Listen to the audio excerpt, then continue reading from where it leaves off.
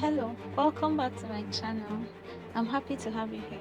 So today I'm working on satellite fascinator, one of the trending wedding fascinators number 3. So for this design, you need your bishop cap or your molded cinnamon. You need your feathers, your Alice band, plier, gum. You need your UHU gum, your millinery wire, your bias, and a velvet. So we begin the design with the millinery wire. First of all, you have to measure your millinery wire and your velvet. Yes, depending on how big you want your satellite fascinator to be, you can use 1 yard, you can use half yard or less. Depends. It just depends on what you want. So, with the use of your thread, you bind the millimeter wire together to form a circle. So this is what you do. You place the edges of the millimeter wire together, and you make it to overlap. Then you now use your thread to bind it together, tie it up firmly, very firm. You have to make it very firm. Alright, so having done this, you can now proceed to the design proper, which is attaching the velvet to your binding millennium wire. Please remember to like this video, subscribe and share. Yes, if you are not a subscriber, kindly hit the subscription button. I'll appreciate if you do that. So using your thread and needle, you sew the edges of the velvet to the millinery wire, like however you want your satellite fascinator to look like. You have to make your circle to be that size: big, small, medium, large, very wide. But using this size of velvet, you can't have a very wide brim. If you want a very wide brim, then you have to use a fabric length for this design. So I'm sewing the velvet to the millimeter wire because the width of the velvet is not that large. That is why I'm using this technique. I'll sew this edge and sew the other end, then stretch the width to the width of the millimeter wire. From the look of things, my circle is too big, so I'll still adjust it to make it smaller. Remember the edges of the millimeter wire that you bind it together. Using those edges, you can reduce the circle. So I'm done with the edges of both ends of the velvet. So now I'm stretching the width to cover my circle. So that's what I'm doing at the moment. While doing this sign, you have to take your time and do it neatly. You have to make good use of your eye because your threads should not show up in the velvet, like it shouldn't fly out in the leaves of the net anyhow, because if one takes a close look at it, he or she will be able to differentiate between the velvet and threads, which is not good. So having adjusted my circle to this size, I'm still tagging the velvet to the millinery wire. I'd love to hear from you in the comments section. Do you think these tips can help you achieve a design like this, something close to this? Let me hear from you. Have you learned anything? Is it worth watching? Please leave your comment in the comment section, and remember to like this video, share and subscribe to my channel. So I'm done with the sewing. This is how it looks like. So the next thing is to bring your cap. You can use a bishop cap here, you can use this base. This is a molded cinnamon, so I'm using that because I have blue already, so there's no need going to buy a blue bishop cap. So the next part of this design is using your bias to cover the edges of the millinery wire having finished your sewing session.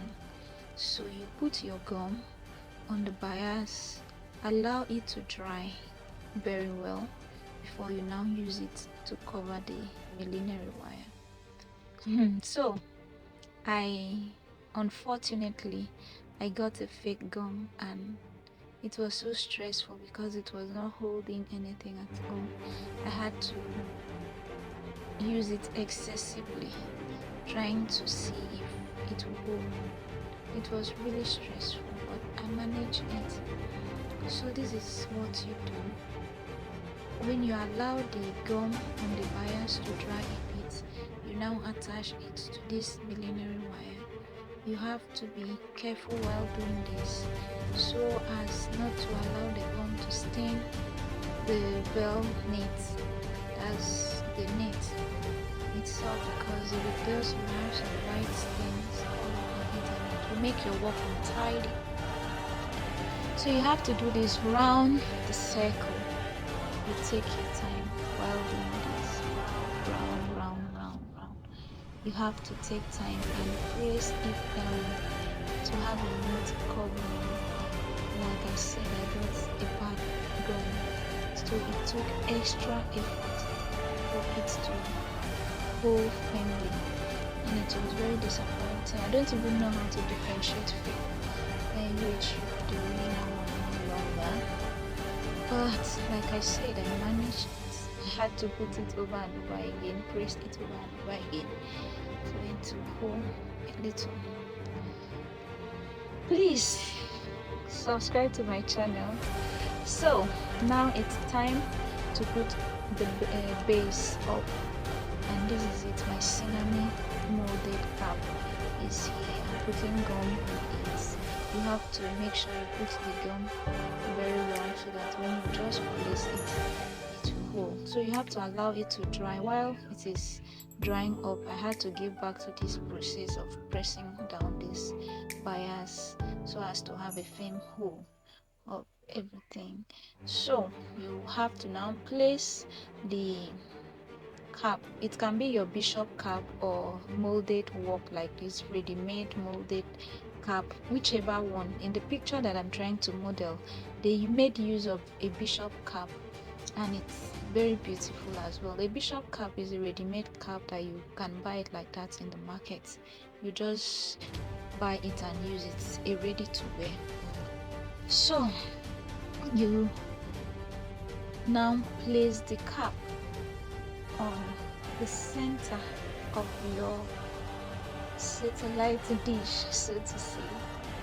Put it on the center. Although you may decide not to put it on the center, depending on the design you are looking at, you can adjust it to any part that you want it to be. It will still come out fine. Of course, you know, in design there's always creativity, so you can bring in your creativity here. So at the end of that, I had to use my bias to cover the inner part of the cap.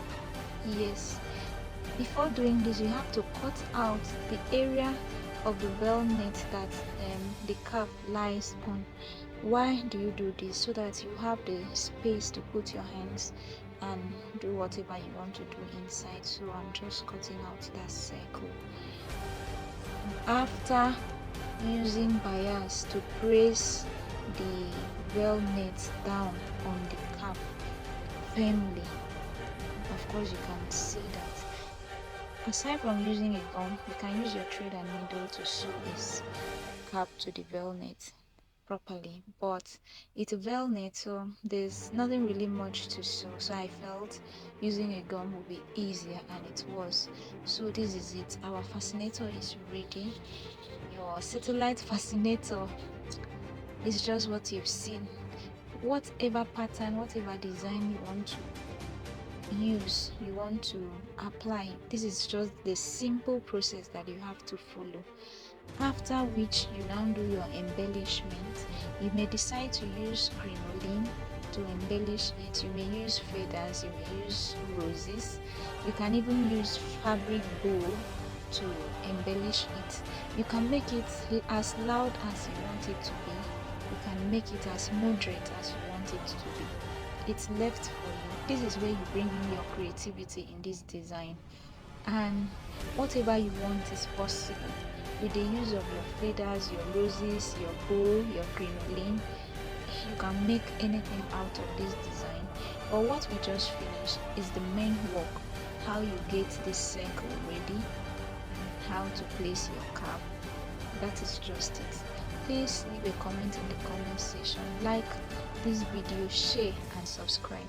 This is it. Then you attach your Alice band or your elastic, depending on what you want to use. Of course, I'm sure you know how to attach Alice band or elastic band.